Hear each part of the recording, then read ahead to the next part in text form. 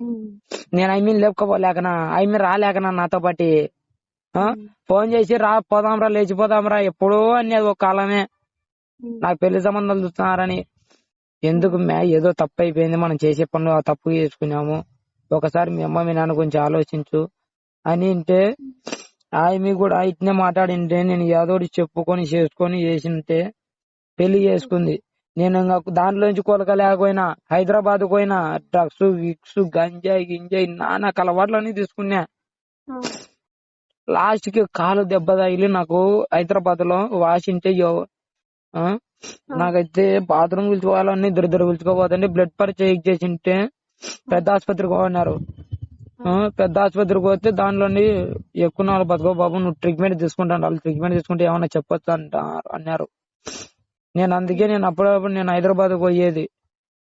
ఎందుకు వచ్చింది నాది ఇట్నే ఆలోచనలు టెన్షన్లు మనం చేసే అలవాట్లు, మనం చేసే అలవాట్లు టెన్షన్లు ఆలోచనలు